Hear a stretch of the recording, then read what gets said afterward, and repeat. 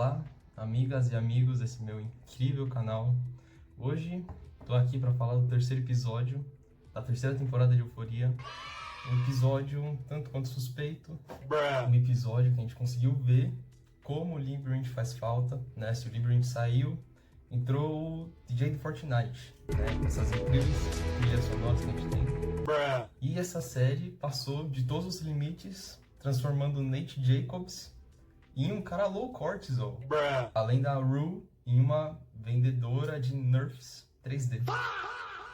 O Nate, que nas últimas temporadas era essa besta enjaulada, né? Esse homem que passava uma aura de high cortisol. Hoje tá muito mais passivo, parece que a terapia deu certo, né? E esse terceiro episódio é focado justamente no casamento da Cassie com o Nate, que a gente já vem visto que teria no segundo episódio. E eu vou começar falando da mãe da noiva, né? Que é uma narcisista, que fica falando pra filha que vai dar tudo errado. E ao invés de acalmar a filha, no dia mais feliz da vida dela, resolve ficar botando pilha, que daqui pra frente é só pra trás. Ela começa a falar dos traumas do próprio casamento e destrói o pouco de sanidade que a Cassie ainda tinha. Agora a gente tem que falar do look do crime, dos inimigos da moda dessa série. Não que eu entenda de moda, mas esses vestidinhos aí são bem suspeitos, né? Parece que tá todo mundo em um desfile, o que é bem euforia, né? Já era de se esperar.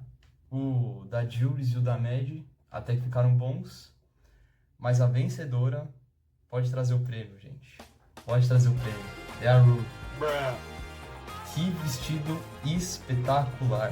Gente, mereceu mesmo. Essa era mereceu.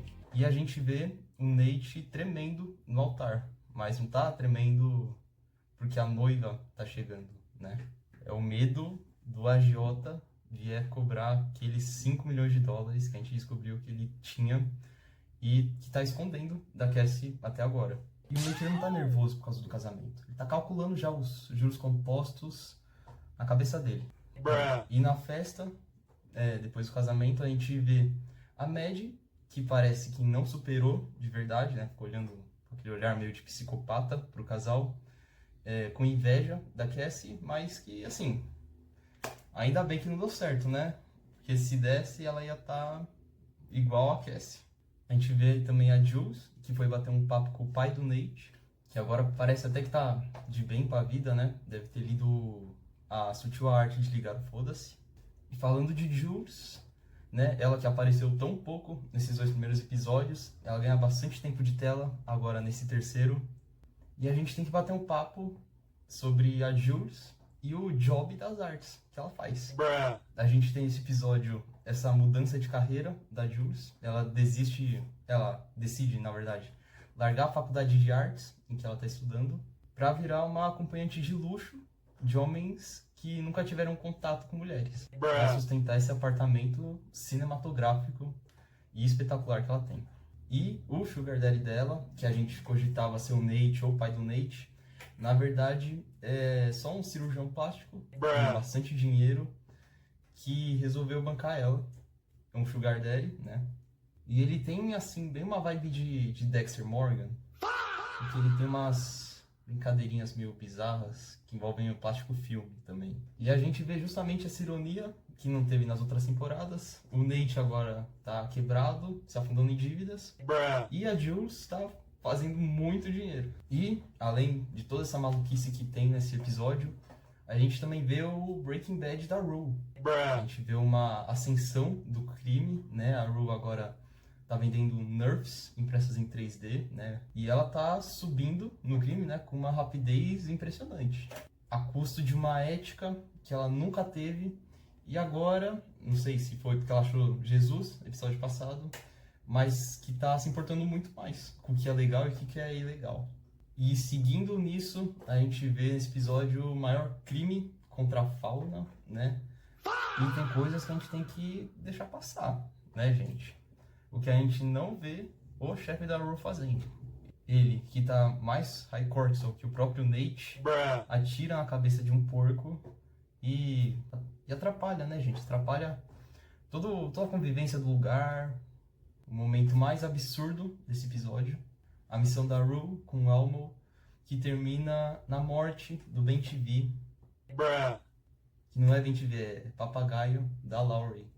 Ele lá fica todo tremendo no chão do episódio. Nossa, cara. O crime organizado chegou num nível em que nem o papagaio sobrevive. E a gente vê essa contradição, né, que a Rue nunca teve, entre fazer o que é legal, quer dizer, legalmente legal, e o ilegal, que agora ela tá tendo um senso ético e moral, e mesmo assim continua mexendo com esses negocinhos ilícitos. E agora, falando do pós-festa sangrento, a gente tem o confronto final. A gente tem o retorno do Nate em uma limusine, que acaba com ele levando uma surra de um agiota que, se o cara já é alto, o agiota deve ter uns 2,80 m. E a cena foi bem estilo que o Fesco fez com ele episódio passado. A gente vê até um gore, bastante sangue. E o agiota que corta o dedo mindinho do Nate. Mas ele não faz isso de graça, ele faz pra deixar um recadinho do Pix atrasado. Que o Pix ainda não caiu. E a reação da Cassie, eu não esperava menos, né? Em vez de ajudar o Nate, ela fica lá sentada, chorando por ela mesma, né? Ai meu Deus, o dia mais feliz da minha vida foi estragado. Não é justo que o dia mais especial da minha vida foi arruinado por um agiota. E essa cena é espetacular, porque a gente consegue ver o Nate e o agiota correndo um pro lado do outro, trocando porrada, e ela nem aí. Ela tá só chorando, se preocupando com ela mesma. Bom, e pra onde que a série tá indo? O meu veredito é que a série virou uma mistura de tragédias financeiras e escolhas meio duvidosas. E a minha teoria pro próximo episódio é que a Cassie vai cair na real, que ela vai precisar abrir um OnlyFans para pagar todo o problema que o Nate teve, né, as dívidas do marido. A Rue, no final do episódio a gente vê ela sendo presa, né, então ela deve provavelmente ter alguns probleminhas lá na cadeia. A Jules, eu sei lá. E o Nate, eu acho que finalmente vai despertar a fera enjaulada. Euphoria virou um crossover entre Breaking Bad, novela mexicana, e Fashion Week em São Paulo. A única coisa consistente nessa série hoje é o caos. E o Nate com o nome sujo no Serasa. Bom, no final, o único que realmente tá bem é o cirurgião plástico da Jules. É um episódio que eu gostei bastante, tô ansioso pro quarto. E vejo vocês no vídeo que vem. Falou, gente.